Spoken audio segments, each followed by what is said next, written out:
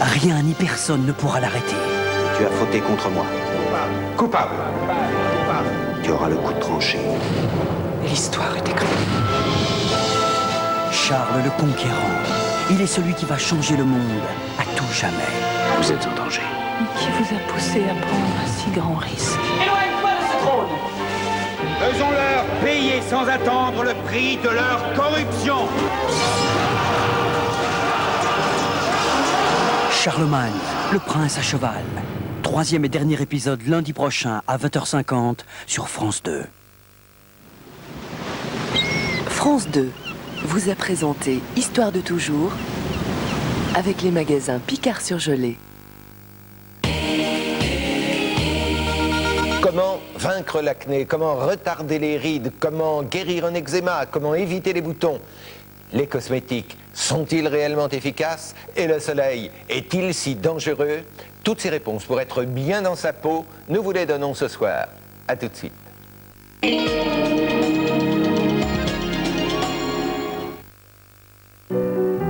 Mal aux dents, mal aux gencives. Dans chaque famille, un jour ou l'autre, Synthol. Ça fait du bien là où ça fait mal. Synthol est un médicament. Un grand soleil. Les grands espaces. Une grande maison.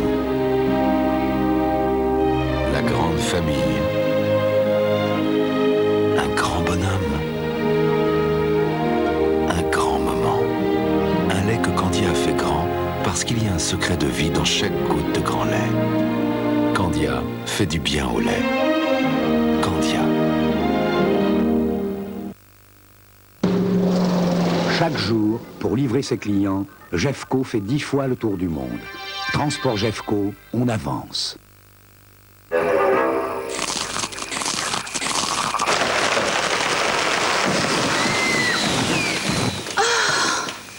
Julien, palmito.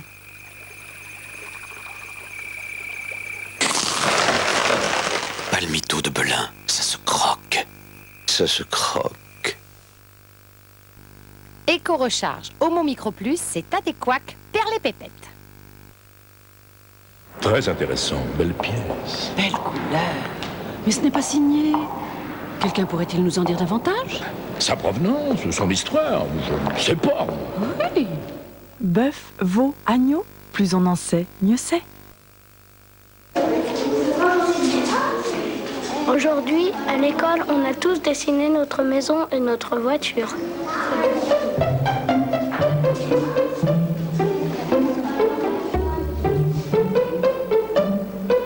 Il y en a plein qui ont fait une grosse voiture, sauf un qui a fait une grande maison. La X est la voiture de ceux qui ne mettent pas tout leur argent dans leur voiture. Vous n'imaginez pas tout ce que Citroën peut faire pour vous. Plugins de Breeze, branchez-le. Hé, ça marche! Branchez-le, branchez-le. Plugins, c'est facile. Plugins pour 45 jours de fraîcheur parfumée.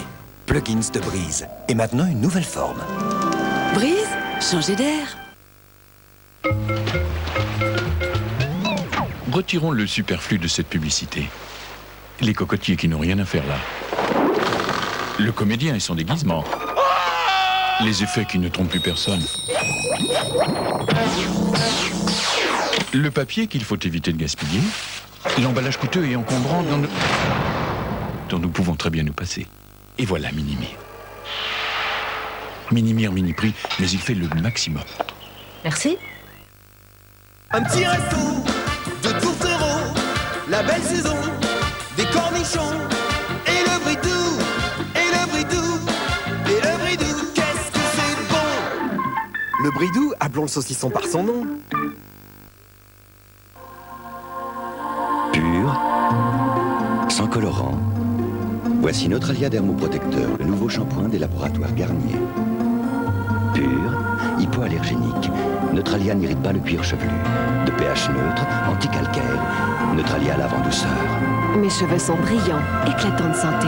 Shampoing Neutralia Dermoprotecteur garanti par les laboratoires Garnier pour le respect et la santé naturelle des cheveux et du cuir chevelu, même sensible.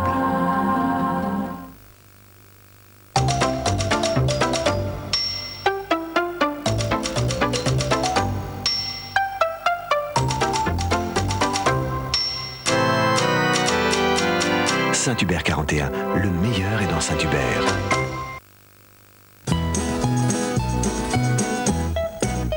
Un petit poisson, un petit oiseau, s'aimer d'amour tendre.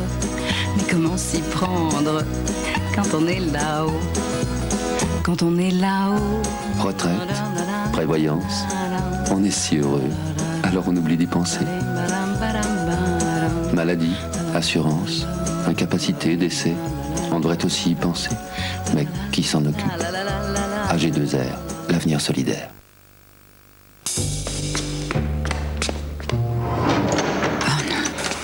Tiens, la bêcheuse du 5e. Le playboy de 2e. D'abord un bon café. Nescafé spécial filtre. Son arôme est si riche qu'il est impossible de ne pas le partager.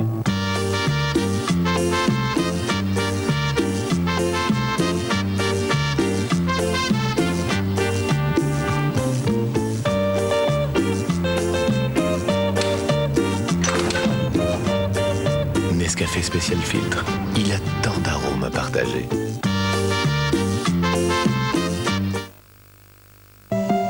Oligodent aux oligo-éléments, naturellement revitalisant, naturellement tonique, naturellement efficace pour la blancheur de vos dents. Vous aussi, découvrez tous les bienfaits des oligo-éléments. Du 5 au 20 mars, votre pharmacien et Oligodent vous remboursent Oligodent.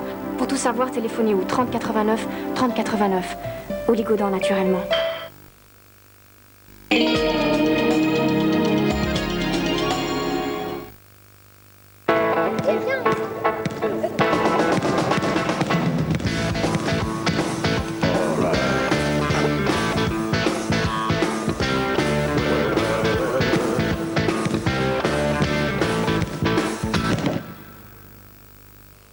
Grâce à la moelle osseuse de son grand frère, Nicolas a été guéri de sa leucémie.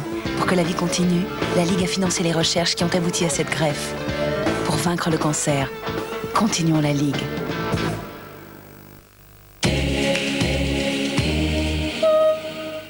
Vous savez ce que c'est, vous, d'avoir un enfant et de ne pas pouvoir lui donner à manger? Sécurité du magasin. Veuillez ouvrir votre sac, s'il vous plaît. L'Instit. Dans un village où le chômage fait rage, Gérard Klein croise le chemin d'une mère à la dérive. Maman, tu me quitteras jamais, tu me promets. Ce matin, un petit garçon m'a téléphoné. Il appelait au secours. Mais pourquoi vous faites tout ça? Vous voulez coucher avec moi? Elle nous doit plus de 12 000 francs, elle vient dîner au restaurant. On rêve. C'est beau la lumière, non? Gérard Klein et l'Instit dont tu m'avais promis, mercredi à 20h50 sur France 2. Il est né le divin musée avec l'inauguration de l'aile Richelieu, le musée du Grand Louvre, l'un des travaux prestigieux lancés en 81 par le président Mitterrand est maintenant achevé. Le résultat est superbe. Intersoir, le tour complet de l'actualité du jour. France Inter? Écoutez, ça n'a rien à voir. C'est la malchance de la vie, qu'on se soit trouvé transfusé à cette époque-là. On pensait que c'était une maladie qui pouvait arriver qu'aux autres.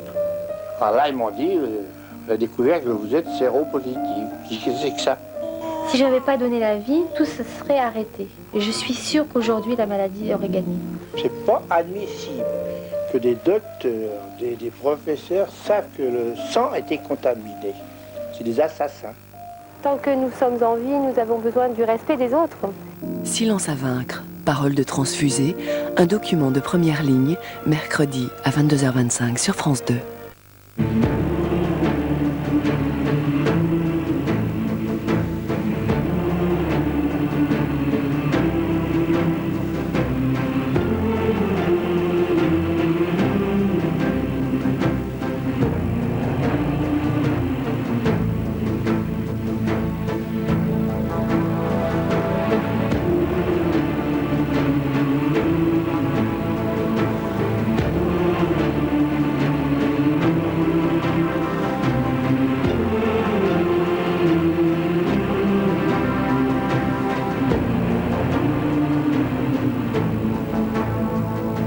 Bonsoir. Bonsoir. Avoir une belle peau. Nous en avons tous envie. Vous les femmes, Martine, bien sûr. Mais nous aussi les hommes, nous aussi, hein, il ne faut pas être hypocrite. Seulement voilà, la peau, elle est fragile, elle est vulnérable, elle subit des agressions de l'extérieur, des agressions de l'intérieur, et il existe, en face de cela, des moyens pour la soigner, pour éventuellement l'embellir. Seulement ces moyens, ils ne sont pas très bien connus, pas très bien utilisés. Alors ce soir, nous allons voir effectivement comment faire pour avoir une plus belle peau. Oui, alors ce soir nous verrons comment entretenir notre peau, éviter les boutons, effacer les rides, se traiter avec des hormones pour garder de l'éclat, je dirais, et puis venir à bout de certaines maladies comme l'acné, l'eczéma, etc. Oui, alors ça, la médecine s'en charge, c'est vrai. Seulement, il y a l'industrie aussi qui s'occupe de notre peau. Hein, et pour ne pas la nommer, l'industrie des cosmétiques. Oui, elle nous propose tout un carrousel de crèmes avec des slogans péremptoires. Alors, anti-rides, liposome, anti-radicaux libres, anti-âge. Que faut-il penser de tout cela? Eh bien, des dermatologues seront avec nous. Il y aura des réponses surprenantes et qui nous permettront parfois, je vous le garantis, de faire des économies. Bon, mais la peau, c'est d'abord pour chacun d'entre nous un héritage, et un héritage qu'il faut assumer parce que la peau, ça se voit. Alors, chacun a la sienne avec ses qualités, avec ses défauts. Parfois, il s'agit simplement de petites imperfections dont on peut s'accommoder et parfois, au contraire, d'incroyables anomalies. Alors, c'est notamment ce qui est arrivé là, à un bébé, Esther, et oui, sa naissance semblait commencer comme un mauvais conte de fées. Elle avait une énorme tache, ce qu'on appelle un névus géant. Mais voilà. Le conte de fées ensuite s'est très bien déroulé, c'est ce que nous montre Laure Baudouin.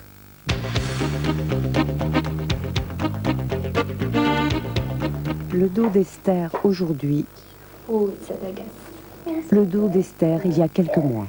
La première fois que vous l'avez vue avec cette tache, vous avez pensé quoi? Que c'était une maladie très grave et qu'elle allait peut-être pas vivre. J'ai passé une nuit horrible. J'ai cru que tout l'intérieur d'elle avait quelque chose, je ne savais pas du tout ce que c'était. Esther avait une malformation congénitale de toute la peau, de la région du thorax. Il s'agit d'un névus de grande taille qu'on appelle un névus géant. Il faut les enlever à la fois pour éviter que ces lésions dégénèrent et d'autre part tenir compte des conséquences esthétiques. Je la voyais grandir avec sa tache, je la voyais avec les autres enfants. Qu'est-ce qu'ils allaient penser, qu'est-ce qu'elle allait penser de cette tâche-là, etc. On est tous complexés, on a, je sais pas moi. Et puis je me dis, finalement, la pauvre, elle a ça, et c'est encore ça, c'est pire. Sa sœur a réagi comment? Très naturellement. Quand elle a vu la tache à la naissance, elle nous a dit pourquoi elle a du caca sur son dos. Pour elle, tous les bébés ont une tache et une cicatrice. Esther a subi 2 interventions. On les opère en utilisant la possibilité de tirer sur la peau pour la détendre et lui permettre de recouvrir toute la zone que l'on va devoir enlever. Et l'important est de la fixer de façon à ce que la couture, la suture, soit suffisamment solide et qu'elle permette à la peau alentour de se distendre et non pas aux sutures de craquer. Vous n'avez pas tout enlevé chez Esther? Non, on aurait pu tout enlever. Mais la partie antérieure est juste sur le bourgeon mammaire. Une fois que le sein va commencer à se développer, on aura tout loisir de traiter la zone résiduelle sans risquer d'avoir des déformations importantes. Qu'est-ce qui vous ferait le plus plaisir pour Esther dans l'avenir? Qu'elle soit complètement épanouie et très sûre d'elle. Et qu'elle ait une bonne santé. Loïc et Elisabeth, j'allais dire, quel drame, quelle angoisse, quelle joie et déjà quel souvenir. Je vous ai vu tous les deux vous tenir la main pendant que vous regardiez ces images.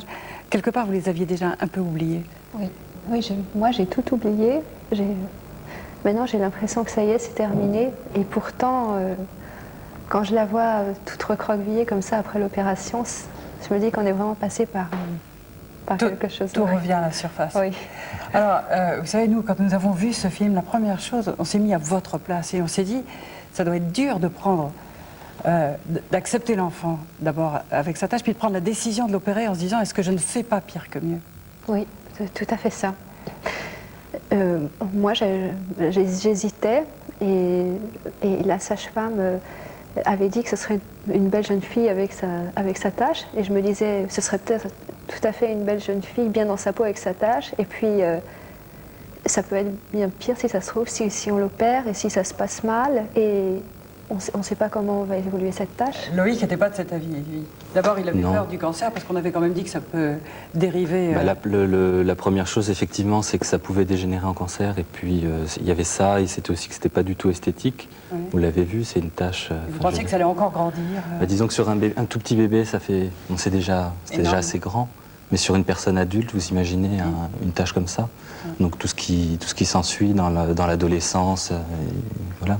Alors, vous êtes allé voir, j'allais dire une ribambelle de médecins, parce que c'est une décision grave à prendre. Oui, oui. Oui, on a fait tout ce qui... Une dizaine de chirurgiens. Oui, voilà. Oui. Exactement, parce qu'en fait, on ne savait pas comment... au départ, on ne savait pas s'il fallait l'enlever. On savait que le dermatologue nous avait dit, voilà, c'est un névus, voilà comment on fait, mais lui n'était pas, je dirais, tout à fait au courant de toutes les techniques. Et par contre, nous, on est au courant maintenant de toutes les techniques qu'on peut utiliser pour enlever ce type de tâches, et il y en a énormément. Ah, oui. Enfin, il y en a énormément. Oui, les chirurgiens n'étaient pas tous du même avis. Voilà. Et puis... C'est très dur pour des parents, ça. Oui. Étant donné qu'ils n'étaient pas tous du même avis, c'est ça qui nous a fait hésiter, parce qu'on se disait, mais c'est pas possible. Et d'un seul coup, vous avez dit, c'est lui, c'est celui-là. Oui. Et alors vous avez eu un enfant qui avait un énorme pansement, on l'a vu pendant 2 mois, et vous avez dû avoir des craintes, des angoisses. Oui, j'avais peur, je ne voulais pas la laisser garder, j'avais peur qu'elle tombe, j'avais peur que ça se déchire, que ça s'ouvre, et j'étais vigilante. Et comme on ne peut pas être vigilant 24 heures sur 24, c'était dur, j'avais vraiment hâte que les 2 mois soient finis. Ouais. Après les 2 mois, j'étais soulagée. Aujourd'hui, elle va bien. Oui. Et on voit des parents qui ont confiance dans son avenir, manifestement. Oui. Votre sourire, c'est clair. Oui.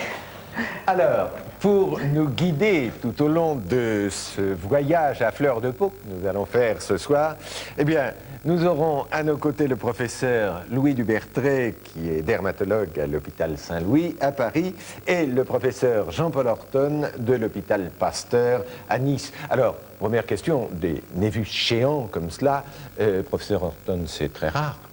Oui, c'est tout à fait exceptionnel, mais la conduite à tenir qui a été adoptée dans ce cas particulier était ce qu'il fallait faire absolument. Il faut enlever. Il faut enlever. Dans ce cas particulier, il y avait bien entendu une motivation esthétique, mais également une motivation médicale. Et ce que les dermatologues avaient dit précédemment, à savoir un certain risque d'évolution, éventuellement vers quelque chose de plus grave, eh bien, c'est tout à fait vrai et c'est une conduite qu'on adopte absolument. On est entre le défaut et la maladie. Exactement. Est-ce que tout au long de la vie, on peut faire ce genre d'opération, ou bien, j'allais dire, c'est seulement quand on est petit que la peau, j'allais presque dire, est aussi élastique? La décision, il y a beaucoup de raisons pour intervenir très précocement. La décision médicale est guidée par la prévention d'une dégénérescence. Et des statistiques montrent que cette dégénérescence, dans les cas de ces grands névis, peut survenir vers l'âge de 5 ans. Donc on doit intervenir dans les premières années de la vie parce qu'également la peau a un certain nombre de qualités qui permettent une meilleure cicatrisation. Même si la tâche est petite? Si la tâche est petite, le geste chirurgical est également facilité, mais on a des critères de surface qui sont bien définis et qui nous conduisent à proposer l'intervention ou une surveillance. On va dire qu'en tout cas, il faut consulter. Oui, oui. Alors, autre défaut, là c'est un défaut, hein, c'est pas une maladie, c'est l'angiome, comme on dit couramment, la tache de vin, quelque chose de beaucoup plus répandu. Et jusqu'à présent, il s'agissait d'une trace, d'un stigmate que l'on portait toute la vie, qui était pénible à porter. Heureusement, ça n'est plus vrai. Marie-Françoise Griot a suivi Nathalie, 21 ans, dont le ravissant visage va être enfin débarrassé d'une vilaine tache. Regarde.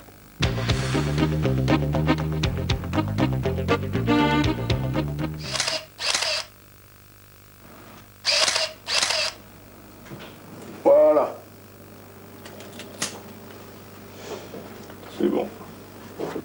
Quand elle est née, la sage-femme a dit « Ah, dommage !» Alors j'ai été paniquée et j'ai cherché, je l'ai examinée sous toutes les coutures. Jusqu'à ce que je vois sa tache, parce qu'on me l'avait posée de façon à ce que je ne la vois pas. Et quand je l'ai vue, ça a été un choc épouvantable, parce que je voulais une fille, je voulais qu'elle soit la plus belle, comme toutes les mamans, et c'était mal parti. Mais c'est vrai qu'après, quand les jours ont passé, les semaines, bon, c'était quand même pas quelque chose d'épouvantable. Elle était normalement constituée, elle n'avait pas de maladie grave. C'était quelque chose dont il faudrait s'occuper un jour, point.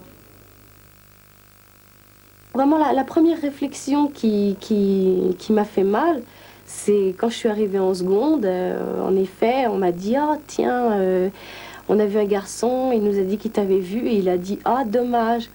Alors c'est vrai que même si on se dit « Bon, bah, c'est quelqu'un qui a pas compris mon problème ni rien », c'est quand même quelque part, ça fait mal.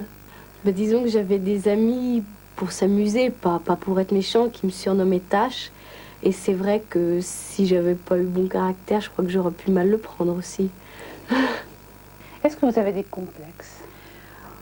Des complexes, non, je pense pas. Plutôt des gênes par moment, mais je pense pas avoir de complexes à ce niveau-là, non. Est-ce que vous cherchez un peu à la cacher, à mettre la main devant, à mettre les cheveux? Au début, non, pas du tout, parce que j'ai toujours eu les cheveux plus ou moins longs, donc ça me gênait pas. Mais c'est vrai que par moment, la main qui vient sur la joue comme ça, ou alors les cheveux que je remets de l'autre côté. Mais jamais, jamais vraiment consciemment, en fait. Il existe pour Nathalie un espoir de voir disparaître son angiome. C'est le traitement par laser à colorant pulsé. Là, on vient de faire le deuxième traitement complet sur votre angiome. Alors, là, vous avez donc un bleu. Donc, je vous l'ai expliqué, ce bleu est tout à fait normal. Il traduit le fait que les vaisseaux ont été complètement coagulés. Et les progrès vont commencer à apparaître dans environ un mois et demi ou 2 mois. Et vont être de plus en plus nets. D'accord. Et là, ce serait le dernier traitement, et il en faudra d'autres. On va faire comment à ce niveau-là? Alors, je dirais que plus j'ai d'expérience et plus je me rends compte qu'il est très difficile de faire un pronostic. Quelquefois, l'angiome part en 1 ou 2 passages. Quelquefois, il en faudra beaucoup plus. Est-ce qu'à la fin du traitement, j'aurai vraiment plus rien? Ou est-ce qu'il va rester encore quelque chose? Alors, je crois qu'en médecine, il est extrêmement difficile de faire des promesses.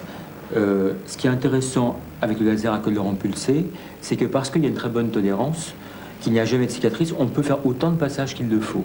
Donc si on se donne le temps de faire le nombre de passages que l'on souhaite faire, forcément on va arriver à un résultat proche de la perfection. Il y a des études en effet qui montrent qu'on peut arriver à enlever un angiome à peu près totalement dans quasiment tous les cas. Nathalie, bonsoir. Bonsoir. Quand on vous voit, vous êtes resplendissante, on a envie de dire que vous êtes guérie. Guéri, pas tout à fait quand même, parce que donc là on s'aperçoit qu'il en reste quand même un petit peu. Ouais. Il n'y a plus rien dans le cou, il n'y a plus rien près de l'oreille. Non. Au départ j'avais tout ça, et dans le cou aussi également. Donc c'est vrai que par rapport au départ, il y a une évolution certaine, mais c'est pas encore parfait et c'est pas encore ce que j'attendais. Vous êtes exigeante maintenant. Oui. Vous voulez la peau défaut zéro. Exactement. Et on vous la promet pas tout à fait, mais presque. Ben j'espère. Alors vous avez fait 2 séances. Oui. Dans votre tête, vous envisagez d'en faire combien? Au moins une, avec un passage complet sur la tache d'origine, et après je ne sais pas du tout. Ouais. Quand vous voyez ces photos qu'on vient de montrer, vous avez envie de les déchirer, de supprimer toute cette partie de votre vie? Non, non, non. Disons que ça fait quand même partie intégrante de mon personnage, donc c'est quelque chose qui fait partie de moi et que quelque part j'ai pas envie de perdre. Avec laquelle vous avez vécu longtemps en fait. Voilà, avec laquelle j'ai vécu longtemps, et c'est vrai que maintenant la retirer c'est un petit peu nostalgique, mais on a quand même envie de la voir disparaître. Vous préférez la voir sur la photo que sur la figure? Voilà. En un mot. Dernier point, je crois que ça n'est pas remboursé par la sécurité sociale. Non. Ça coûte cher? Ça coûte cher. Disons que les prix sont fixés en fonction de la taille de la tâche. Et moi, pour mon angiome, je paye par séance 1 600 francs. Mais il faut savoir que ça dépend du nombre d'impacts aussi. Donc ça dépend de l'évolution de la tâche, si elle est plus ou moins foncée. Professeur Dubertret, là on voit comme les parents d'Esther, se sont dit, est-ce qu'il faut, est-ce qu'on peut le faire? Et sur des imperfections beaucoup plus bénignes, des petites excroissances, des taches, des verrues, on voit les gens se dire, oh non, il ne faut surtout pas y toucher, etc. Alors, que faut-il enlever? Que faut-il laisser sur la peau? Alors, si vous voulez, c'est un petit peu toute la dermatologie que vous me demandez là. Oui, mais je vous donne 1 minute pour répondre. Absolument, donc ça va tout à fait bien. Non, je crois que les 2 reportages étaient excellents, dans le sens qu'ils illustrent très bien que la peau est d'une part l'organe de la qualité de la vie, et puis que de temps en temps, il faut la traiter pour éviter que ça devienne des maladies graves. Et ce qu'il faut enlever, donc il y a toutes sortes de techniques qui sont là uniquement pour la qualité de la vie, pour améliorer la qualité de la vie, puisque la peau est un organe de communication. Et puis, il y a de temps en temps des lésions qu'il faut enlever parce qu'elles peuvent mettre en danger la vie, et en particulier les lésions précancéreuses ou cancéreuses, qui sont essentiellement les choses qu'il faut enlever. Oui, mais tous les cas, on dit, ah non, là j'ai une excroissance, on m'a dit, il ne faut surtout pas y toucher, surtout pas y toucher. Alors ça, c'est une légende qui a tué beaucoup de monde, et ça, c'est très grave. Alors oui, c'est grave, c'est que autrefois, par exemple, lorsqu'on enlevait les grains de beauté qui se modifiaient, qui dégénéraient, eh bien, souvent on les enlevait trop tard. Et malgré la chirurgie, les gens mouraient. Et vous savez qu'en médecine, on accuse toujours le médecin plus que la maladie. Quand vous avez une grippe, ce n'est pas la grippe qui vous rend malade, ce sont les antibiotiques, bien entendu, etc. Et beaucoup de gens ont cru pendant longtemps que c'était le fait d'enlever ce grain de beauté qui était dégénéré, qui était déjà un mélanome malin, que c'était le fait de l'enlever qui crée le cancer. Et cette légende a tué une multitude de gens, parce que c'est le contraire, c'est parce qu'on ne l'enlevait pas assez tôt que ça pouvait donner des complications. Et donc, il y a eu toute une inversion extrêmement tenace. J'ai même un ami médecin qui a refusé de faire enlever un névus à sa fille, qu'il fallait faire enlever, parce qu'il s'est dit, si on y touche, ça risque de devenir mauvais. Et ça, c'est une légende qui tue, et c'est une légende qu'il faut absolument dénoncer. Alors, Dr Horton, je dirais qu'en fait, il faut connaître toute sa peau et ses particularités et vérifier qu'elle ne bouge pas, les particularités, parce que le grain de beauté, au départ, c'est un grain de beauté. Exactement. Il faut bien savoir que les grains de beauté sur notre peau ne sont pas fixes. C'est-à-dire qu'au cours de la vie, ces grains de beauté vont se modifier par leur nombre et au fur et à mesure des différentes circonstances de la vie. Et les grains de beauté, à partir de 40-50 ans, commencent à disparaître spontanément. Mais à l'inverse, à la puberté, il y a une éclosion de grains de beauté. Donc il y a des modifications qui sont pratiquement normales. Mais je crois qu'il faut bien rester sur ce conseil de base, c'est que toute modification d'une lésion sur la peau doit faire demander un avis. Alors, nous parlerons du terrible mélanome tout à l'heure à propos du bronzage et du soleil. Mais tout d'abord, je voudrais dire que les problèmes de peau ne sont pas simples parce que la peau n'est pas un organe simple. Ce n'est pas un simple emballage du corps, c'est un organe complexe. François, à son habitude, est parti l'explorer.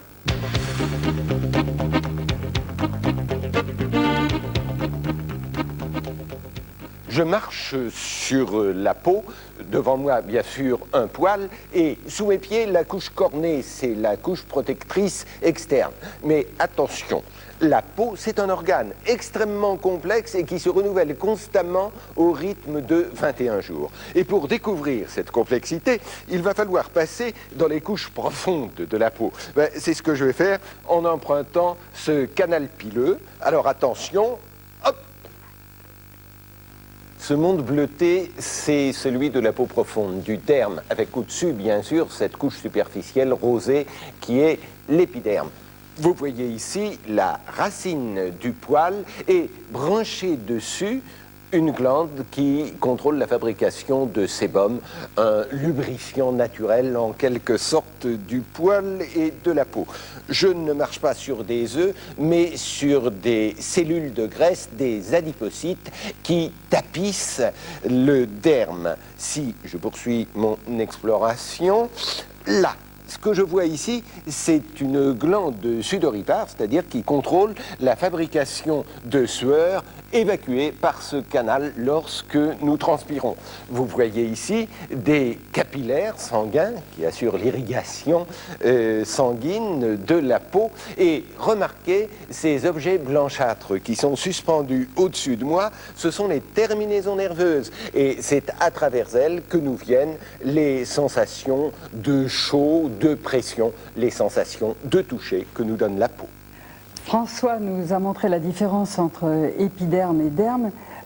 L'une des deux opérations était superficielle avec le laser, l'autre était manifestement plus profonde. L'une touchait l'épiderme et le derme derme seulement. Non, alors un angiome, donc ces taches de vin sont une dilatation des petits vaisseaux juste sous l'épiderme, très superficiellement, parce que l'épiderme est transparent, mais c'est dans le derme, puisque les vaisseaux sont dans le derme pour nourrir l'épiderme. Et puis ce névus que l'on a vu, ce grand névus, se développe à la jonction entre l'épiderme et le derme. Toutes les cellules qui servent à bronzer, au lieu de se répartir de façon homogène, s'accumulent, sont extrêmement nombreuses, s'épaississent et donc donnent cette lésion qui est à la fois à la base de l'épiderme et qui descend dans le derme. Est-ce qu'il est vrai que quand on se met quelque chose sur la peau, ça ne pénètre généralement que dans l'épiderme? Alors non, c'est pas vrai. Lorsqu'on se met, la peau est imperméable. Elle est surtout très imperméable aux substances qui se dissolvent dans l'eau, mais pour toutes les substances qui se dissolvent facilement dans la graisse, elle pénètre à travers la couche cornée.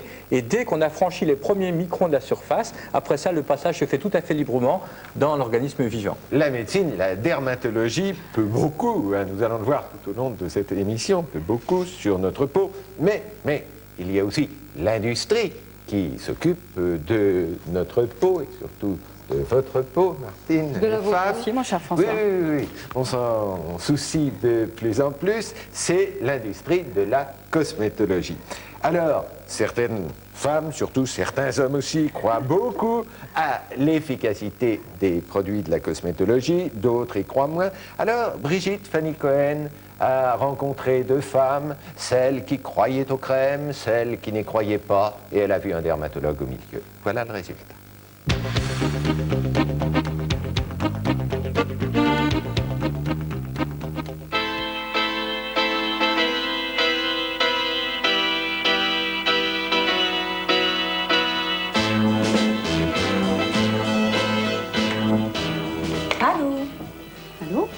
Deux femmes, la quarantaine, un même objectif, retarder au maximum l'apparition des rides du visage. D'accord.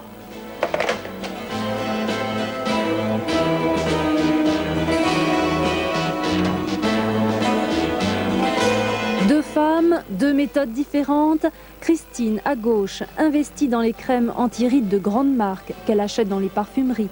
Evelyne, elle, utilise une simple crème hydratante achetée en pharmacie.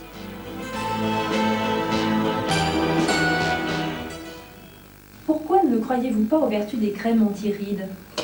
Je ne crois pas aux vertus des crèmes anti-rides parce que je pense qu'il y a beaucoup de pubs là-dessus et que ça n'est pas efficace. Je pense qu'en utilisant une bonne crème hydratante matin et soir, c'est suffisant. Quel est le budget que vous consacrez à ces crèmes hydratantes? Le budget entre 100 et 150 francs par mois. Quels sont vos trucs à vous pour retarder l'apparition des rides sur le visage? Alors mes trucs à moi, un peu les trucs de tout le monde, c'est-à-dire que je fais très attention au soleil, maintenant, plutôt écran total, bonne hygiène alimentaire, bonne hygiène de la peau, et puis j'ai arrêté de fumer il y a quelques années. Pourquoi utilisez-vous tous les soirs une crème anti-rides? Eh bien parce que depuis que j'utilise ces crèmes, ça fait facilement 10 ans, j'ai remarqué un net changement de ma peau. Avant, j'avais une peau toujours très tirée, très tendue, plein de petites rides. Bon, bien sûr, des rides, j'en ai pris en 10 ans et j'en ai toujours, mais je n'ai plus ces petites rides et j'ai la peau beaucoup plus douce et plus agréable à toucher maintenant. Quel est le budget que vous consacrez à ces crèmes anti-rides? Oh, environ 400 francs par mois. Comment les choisissez-vous? Sur quels critères? D'abord sur la marque. La marque pour être sûr d'avoir une bonne qualité, une bonne marque. Et puis aussi sur l'esthétique du pot. J'aime bien avoir de jolies peaux dans ma salle de bain. Deux femmes, deux discours différents. Qui a raison, qui a tort? La réponse d'un spécialiste. La première a raison parce qu'elle utilise régulièrement une crème hydratante et c'est là-dessus que repose l'efficacité immédiate anti-rides. La seconde n'a pas tort parce qu'elle utilise le même genre de produits qui en fait sont pas une efficacité à peu près identique. Par contre, elle va payer plus cher un achat plaisir de parfums, de marques et ainsi de suite. Reste la question cruciale. Les crèmes anti-rides sont-elles efficaces ou pas? Examinons les différents qualificatifs qui ornent les petits pots de crème. Si je vous dis crème anti-rides au liposome, qu'en pensez-vous?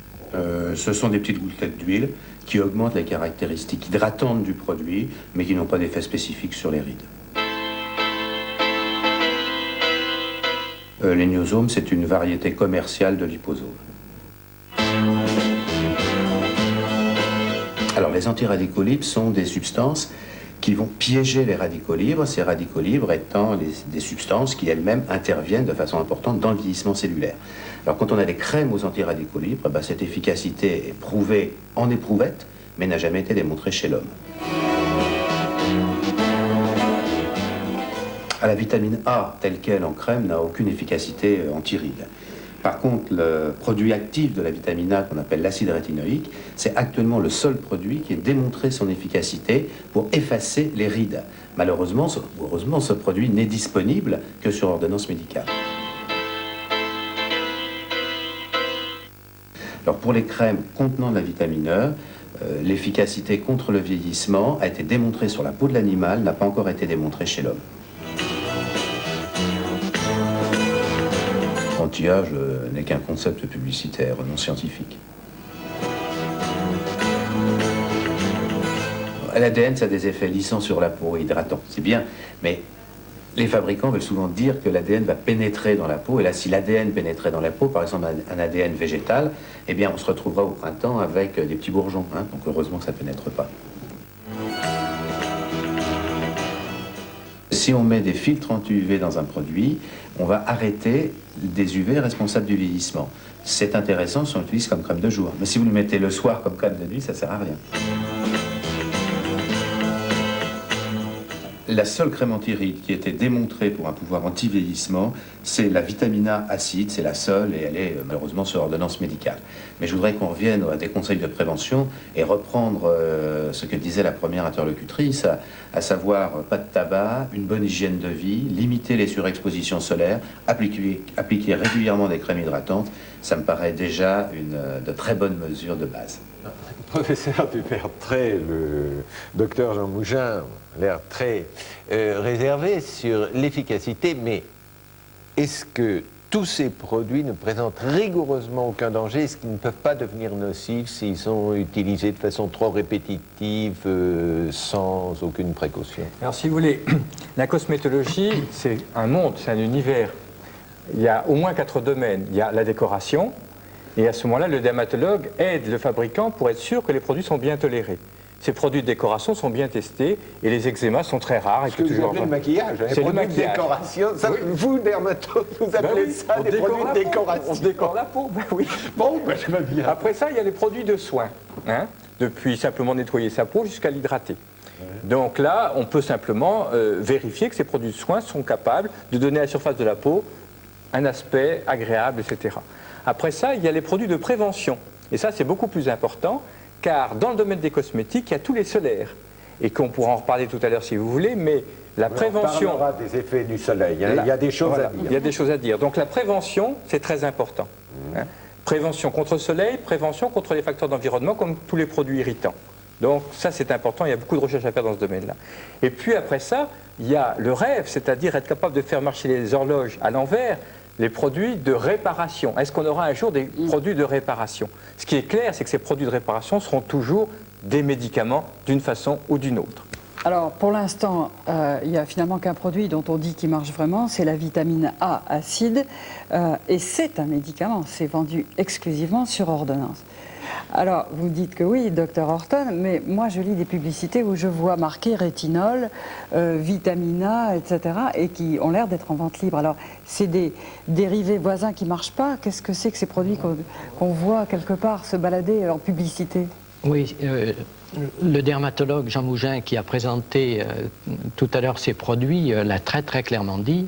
Un seul produit actuellement a démontré une certaine efficacité dans la prévention de certains signes du photovieillissement, c'est la vitamine A acide. En crème, comprimée non, ça se présente en application locale, donc en crème, oui. Et c'est un traitement qui est relativement simple. Moi, j'ai lu dans 50 millions de consommateurs que finalement les crèmes qui marchaient le mieux du point de vue hydratation, tout ça, c'était parfois les moins chères. Ça ne va pas avec le prix, l'efficacité, il faut peut-être le dire. Il n'y a pas une relation directe. Mais je crois que ce qu'il faut savoir, c'est que tout produit, ou la majorité des produits qui sont mis sur la peau, ont une certaine action sur la fameuse couche cornée dont vous avez parlé tout à l'heure. Et donc, en modifiant la couche cornée, il modifie un peu certains des caractères d'apparence de la peau. Alors, donc, il y a une certaine activité. Autre point, les remèdes de bonne femme, on vous dit les concombres, vous faites des masques aux concombres en mettant des petites rondelles, etc. Puis on retrouve des crèmes aux concombres très chères après, ou à l'abricot, ou au jaune d'œuf. Les aliments, les légumes, tout ça, Mais dites, c'est astringent. Martine, est-ce qu'il ne faut pas mieux se mettre du jaune d'œuf directement que de payer très cher une crème au jaune d'œuf? Allez, il faut le dire jusqu'au bout. Il y a un côté marketing, si vous voulez. Le côté écologique, par exemple, produit naturel est quelque chose qui attire. Le côté molécules magiques, telles que le collagène, telles que l'ADN dont on a parlé tout à l'heure, c'est également attirant. On comprend l'attrait. Mais l'efficacité, je vous demande, est-ce que c'est efficace? Est-ce que le concombre, c'est bon pour la peau? Est-ce que le jaune d'œuf, c'est bon pour la peau? Est-ce que tous ces produits qui sont rajoutés parfois dans la composition des cosmétiques ont un sens? Répondu implicitement et clairement. C'est pas efficace. Que ce n'est pas très efficace. Martine veut savoir si elle peut se faire sa beauté dans sa cuisine et pas seulement dans sa salle de bain. Je crois quand même qu'il faut aller chercher des produits un petit peu plus sophistiqués dans leur présentation, qui ont quand même été optimisés un peu en termes d'efficacité. On dit que maintenant le marché s'ouvre aux hommes et que les hommes sont très friands des produits cosmétiques. Vous l'avez constaté un peu? On commence à le constater. On a effectivement une certaine demande. On a aussi tout ce marché en dehors des cosmétiques qui est celui des esthéticiennes, c'est-à-dire soins de peau, nettoyage, massage de la peau, tous ces petits trucs qui font qu'en principe on va avoir j'allais dire la peau du siècle. On devrait, mais en fait je crois que là également trop de soins pour la peau, voilà, tout n'est pas nul, mais souvent on voit quand même des manipulations qui sont un peu excessives. Et un nettoyage de peau, par exemple, c'est quelque chose qui doit être techniquement bien réalisé et ne peut pas être réalisé sur certaines peaux, par exemple sur des peaux acnéiques. Il y a un certain nombre de gestes techniques à faire et qui doivent être faits en coordination avec les traitements dermatologiques. Je me suis laissé dire que les crèmes hydratantes c'était un peu comme le cirage pour la chaussure. Ça entretenait le cuir, mais ça ne supprimait pas la ride une fois qu'on avait marché et que c'était un peu fendillé. Mais il reste quand même la chirurgie esthétique pour ça, quand même. On peut arriver à enlever tous ces paquets de rides avec de la chirurgie. Si vous voulez, je montre très souvent à mes étudiants une image où on voit l'effet de la vitamine A acide sur les micro-rides, où après 6 mois d'efforts, d'irritation cutanée, on voit une toute petite amélioration, et puis le résultat d'un maquillage bien fait par une professionnelle. Et bien, un maquillage bien fait a un effet de rajeunissement à peu près 100 fois plus grand que la vitamine A acide. Donc, il y a déjà une prise en charge de la peau, le fait de savoir la décorer, qui est beaucoup plus important que tout ce qu'on peut faire chimiquement. Mais ça ne la répare pas. Mais ça ne la répare pas. Et puis après ça, il y a les techniques, toutes les techniques de chirurgicales, qui en fait ne sont pas simplement tirées sur la peau, mais qui, par le décollement cutané qui est appliqué, font se rediviser toutes sortes de cellules qui étaient un petit peu au repos et créent une gigantesque cicatrisation qui va diminuer, les rides, et ça marche si vous voulez. Et l'électricité, il paraît que ça... Alors l'électricité, ça n'a jamais été étudié de façon suffisamment rigoureuse pour entraîner la conviction pour l'instant. C'est-à-dire que l'effet des courants électriques sur les tissus, c'est quelque chose de très intéressant, mais qui commence simplement à être étudié. Je crois que le sourire du professeur Horton suffit pour la réponse. Je n'ai rien dit. Vous n'avez rien dit, vous avez souri. Tout au long de la vie, la peau, c'est aussi une affaire d'hormones et d'hormones qui changent à tous les âges. Cela commence à la puberté avec cette plaie de l'adolescence qu'est l'acné. François nous en rappelle tout de suite le mécanisme.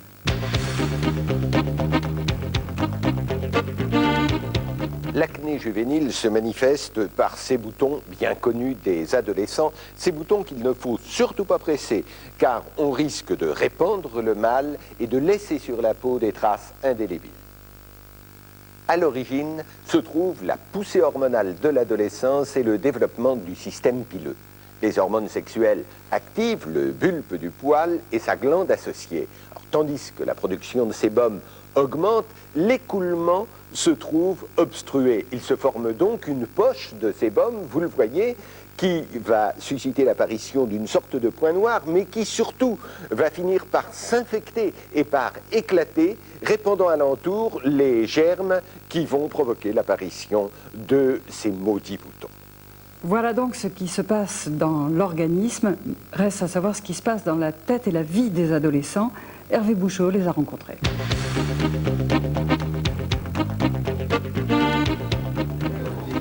C'est jaune, ça éclabousse, c'est Burke. Ça fait un peu sale, je trouve. Il y en a qui en ont vraiment sur tout le visage, et d'autres, bon, c'est un peu plus réparti, et il y en a beaucoup moins. Moi, c'est surtout sur le front que c'est répugnant, parce que bon, c'est là où c'est l'endroit le plus visible. 85% des adolescents sont concernés par l'acné. Inégalité des sexes. Les garçons sont plus sévèrement touchés que les filles, mais a priori, ils le supportent mieux. Je pense que les garçons les vivent mieux parce que les filles, c'est vraiment une question de beauté. Déjà, les filles, elles font tout pour être parfaites. Bon, les garçons, ils s'en tapent un peu, quoi. Mais vraiment, les filles, quand elles ont le moins de petits boutons, c'est la panique totale, quoi. Moi, quand j'ai une éruption volcanique, quoi, je veux dire, il n'y a pas d'autre mot. Je veux dire, ça me dérange pas d'aller à l'école. Je veux dire, maintenant, ça passe mieux. J'ai pas l'impression d'être dévisagé, même dans la rue, dans le métro, à l'école. Je veux dire, il n'y a pas de problème. Mais c'est vrai qu'à l'âge de 15-16 ans, c'est très dur. Je pense que ça peut être la source d'un bloquement. Oui, c'est sûr, mais surtout qu'à l'adolescence, bon, on change. Avoir en plus beaucoup de boutons, c'est quand même l'angoisse. Hein. L'angoisse et même la galère lorsqu'on se heurte au regard critique des petits camarades. Je pense que les gens qui en ont pas croient qu'on se lave pas la peau. On a peut-être plus peur des autres. On se dit tout le monde me regarde parce que j'ai des boutons, ou on a envie de se cacher. Ça m'arrive d'en parler avec des bonnes amies, mais non, je parle pas beaucoup de ça. Le jour où on n'a pas la pêche, on en a un peu marre, on a envie de trouver la solution magique, le savon ou le traitement qui fait tout partir. On est à partir d'un certain moment qu'on en a, c'est vrai qu'on est un peu à la recherche de la solution miracle. La solution miracle n'existe peut-être pas encore, mais depuis quelques années, des médicaments très efficaces permettent de soigner l'acné, même sous ses formes les plus sévères. Aujourd'hui, les jeunes n'hésitent donc plus à aller suivre un traitement chez un dermatologue. Ici, un nettoyage de peau. Le dermatologue vide les points noirs pour éviter l'apparition des boutons. Ce jeune homme a des points noirs énormément sur le front et je les fais sortir. J'élargis d'abord l'orifice avec cette petite aiguille tranchante. J'élargis le port de la peau, si bien qu'après, je peux faire sortir le contenu du point noir avec un minimum de pression. Donc, je ne réalise, si vous voulez, aucune effraction à l'intérieur de la peau. Je fais tout à fait le contraire de ce que font les malades eux-mêmes quand ils pressent un bouton. Quand le malade presse lui-même son bouton, il ne fait sortir qu'une partie du point noir. Le reste se répand sous la peau. Résultat, ça s'enflamme et un bouton rouge apparaît dans les heures ou les jours qui suivent. C'est le problème avec l'acné. Les jeunes croient souvent pouvoir se soigner seuls et en fait, ils accumulent les idées reçues. Oui, il y a des idées qui ont la vie longue et dure. Il y a le chocolat, la charcuterie me donne de l'acné. Moi, je pense que peut-être, mais surtout, je n'ai jamais vu un régime améliorer une acné. Donc je laisse manger les malades absolument de ce qu'ils veulent. Il y a avoir des relations sexuelles, ça fait passer l'acné. Non. Ils sont souvent mariés de la main gauche ou de la main droite, ça n'a pas d'importance. Eh bien, ça ne fait pas passer l'acné. Hein. Sabine, Antoine et Marie-Laure, eux, ont décidé de se soigner de manière sérieuse. Bien sûr, leur acné aurait pu disparaître naturellement au bout de quelques années. Mais pourquoi attendre? À 18 ans, le cœur a ses raisons que la peau ignore. Maintenant, bon, j'ai grandi et... Enfin, je sais pas, j'ai peut-être plus envie de plaire, alors qu'avant, bon... ça m'était égal. Francis, tout ceci vous rappelle non seulement des souvenirs, mais j'allais presque dire du présent. Et vous avez 30 ans. Voilà, je vais bientôt avoir 30 ans. Effectivement, j'ai vécu un petit peu toutes ces histoires, nettoyage de peau, tous ces traitements. Ça a commencé à quel âge l'acné chez vous? Moi, ça a commencé à l'âge de 12 ans. C'est-à-dire qu'au moment purement de l'adolescence, etc., le début de l'adolescence, ça y est, c'est parti. Alors vous en avez eu partout? Moi, enfin, partout sur le visage, sur les épaules. Et c'est très très dur à vivre moralement et physiquement. Et vous êtes traité depuis 15 ans, quoi, 18 voilà, ans. Sérieusement, depuis 1978. Ouais. Donc, et vous êtes encore aujourd'hui en traitement? Voilà, traitement de fond. Bon, vous avez eu des traitements, on va en parler, mais vous avez eu, j'allais dire, des rapports quand même normaux, malgré ces histoires de t-shirts et tout ça, avec les garçons et les filles, parce que je vois que vous avez une alliance, vous êtes mariés, vous avez peut-être des boutons, voilà, mais ça ne va donc, pas. Il faut quand même rassurer les adolescents qui vivent ces moments qui sont difficiles. Ça n'empêche pas d'avoir une vie normale, même si j'ai pu me poser des questions, effectivement, à savoir, bon, est-ce que ça va pas me gêner pour mon travail? Est-ce que ça va pas me gêner pour ma vie privée, pour mes études? Ben non, j'ai la réponse, non.